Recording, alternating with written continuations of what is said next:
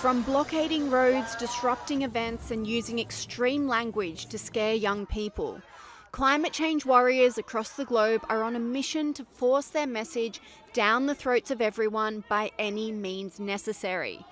And they won't be stopped. Sky News All Stars Rita Panahi, Piers and Chris Kenny expose the worrying epidemic of increasingly mentally unstable climate activists.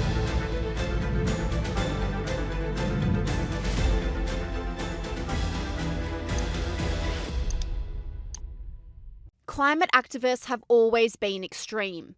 You usually see them hanging from buildings or throwing paint on priceless artworks. But in recent times, extreme has turned to unstable, and many are very worried, according to Sky News All-Star Rita Panahi. Now to the UK, where the extremists from the Just Stop Oil group continue to break the law, cause all sorts of disruption and havoc, but they are heroes. Just ask them. How worse does it have to get? How many kids have to die? How many more young people have to do this stuff? I don't know what else to say, Anna. Why aren't you on the streets with us? That's all I can say. How do you explain your inaction? How do you explain it?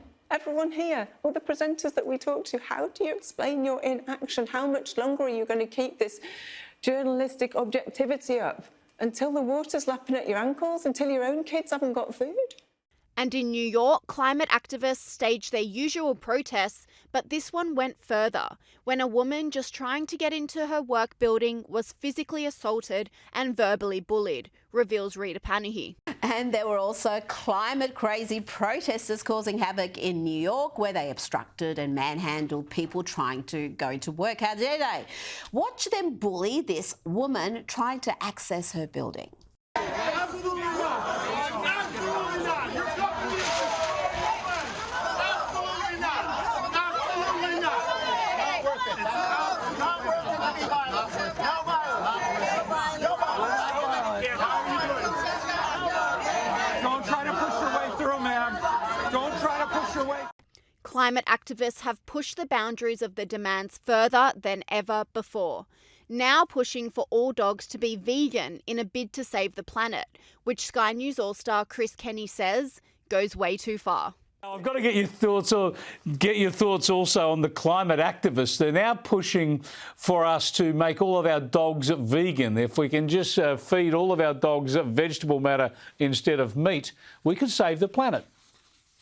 Well, I know you're no dog lover, Chris, but I think this just takes things too far. You know, I have to speak in a soft voice in case Calvin hears me. You know, I just think of giving him a bean instead of a bone, and my heart breaks for the dog. I mean, they don't get that much out of life. It's all about meat and walks, you know, and they want to take even the meat out of the diet. It's just tragic, pushing it way too far. And the climate activists have recruited some big names to their cause, with Prince Harry and Meghan Markle on the top of the Climate Crusaders list. But Sky News All-Star Sophie Ellsworth says their hypocritical behaviour loses them credibility. The Sussexes, they seem to be the flip side of that coin, again labelled climate hypocrites, having flown 7 times in 14 days. They don't seem to be too introspective, but, you know, they should be able to hire advisors to point out the obvious for them. Well, this is where I think they let themselves down, Caroline. It's such an obvious thing that they're doing that is so hypocritical. How can they jet set around the world, carry on like these mega stars, and then dictate to the little people that we're in a climate emergency and we need to save the planet? They actually said they were only ever going to have 2 children to minimise the damage to the planet. And here they are stepping on and off planes like it's going out of fashion. And I think that just loses them any credibility that they have left, Caroline. If they're going to tell the general public, it's a case of, you know, they need to set an example here. But when they're saying something and doing the complete opposite, who on earth is going to listen to them? And I would argue few people will. And I think that is why they are so unpopular. The Pope has also hopped on the climate hysteria bandwagon, coming under fire from Sky News host Liz Storer for encouraging the climate crazies. Catholics, we need to talk about your Pope. This guy talks a lot about climate change, and he's used his latest speech at the latest synod to talk about it more, as well as his latest encyclical. He writes, "I have realised that our responses have not been adequate while the world in which we live is collapsing and may be nearing the breaking point. As a humble Protestant with a bachelor's degree in biblical studies, I'd love to see the Pope point to any biblical basis for where he stands on this issue, but don't read the encyclical waiting for that, because I certainly didn't find it." Piers Morgan highlighted the mental instability of a climate activist who had a meltdown at the sight of him eating yogurt. When you try and make out this yogurt is the most evil thing that anyone can eat in the world, I think you're bonkers, Juliet. We're in the sixth mass extinction. We're living it now. You're behaving like a news anchor on Don't Look Up. I'm in the what? You're behaving like a news anchor on the film Don't Look Up. We're in the sixth mass extinction. You're deflecting all the time from the real world issues. is not going to end you because are trying to deflect because I eat a Muller yogurt. Look, animals are factory farmed. You're trying to deflect from the fact that veganism protects the environment. Juliet, we're still here.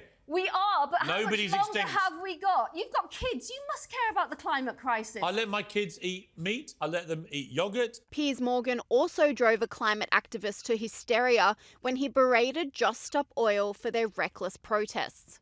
You just like wrecking things for the sake of wrecking. Nobody is coming along to your cause because of these stupid stunts. Piers. We all think you're a bunch of puerile, spoilt brats who are just going out of their way to cause other people inconvenience and ruin their fun. That is the reality. Well, you might well have serious... hang on, let me finish. You might well... Hang on. You might well have a serious point to make, or many serious points to make. I might well agree with some of those points. I probably do. But you know what? The more of these things you do are things that I enjoy and my friends enjoy and my family enjoys and other people with their friends and families enjoy, the more families that you stop in getting to work or getting their kids to school for important exams or getting to funerals or whatever it may be, the more you do that, the more we hate you. And the more we don't want to have anything to do with you or give you a platform to talk about the stuff that actually is more important, as you rightly say. Why don't you just stop the stupid stunts? Stop wrecking people's lives. This won't stay in the news and it won't stay in the conversation. And perhaps what we're doing by interrupting the things that you need to do that are important to you, that you love, is we're making you think about everything that we're standing to lose. No, you're not. You're making me think you're a bunch of morons. Lord Debon said today... You're not, Chloe. Lord Debon said Chloe, today... you're not making me think about your cause. Nobody at Lord's today was thinking, God, you know what? This is about climate change. We saw the orange powder. The whole crowd started booing. Unfortunately... England's wicketkeeper, Johnny Bairstow... Are you going to let me talk? Actually, no, I'm going to cut you off. But not everyone is drinking the Kool-Aid. In the past, climate activists were merely a bunch of university students with placards. But they've since expanded into a scary cult who are brainwashing young minds, says Sky News All-Star Corey Bernardi. And no one seemed to be able to explain how or why the climate has been much warmer or cooler previously. And yet apparently now it's a man-made catastrophe. Well, the reason for that is because most people haven't got a clue how the weather has been manipulated as a means of control. Allowing the world to think that disaster is imminent and man is somehow responsible allows bad actors to seize control of your life and implement an agenda that empowers them. Sky News All-Star Andrew Bolt agrees, saying the climate zealots are causing mass hysteria. Global warming panic. It's really getting too much. It's turning Australians into helpless ninnies, panic merchants just waiting for another firestorm or worse for Australia's biggest city to run short of water. Now, we have had 3 years of wonderful rain. I mean, so much for this global warming catastrophe, but that's now suddenly dried up. And so here we go again, the media full of horror stories about catastrophic fire conditions caused by you-know-what. Ensure that you're prepared for what could be a horror summer period. So, horror, catastrophe. And even UK Prime Minister Rishi Sunak is calling for calm when it comes to global warming. Well, I'm pleased to point out that in the UK, the Conservative Prime Minister Rishi Sunak is trying to calm down and wind back his country's climate and energy response. He's realised the reckless attempts to get to net zero by 2050 should not be allowed to wreck the economy and lower the living standards of Britons. Instead of appeasing the climate gods, he's going to try to appease common sense.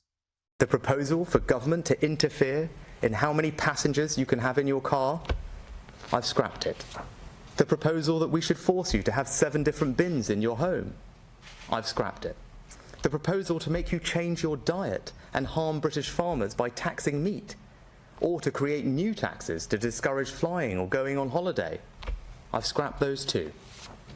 And nor will we ban new oil and gas in the North Sea, which would simply leave us reliant on expensive imported energy from foreign dictators like Putin.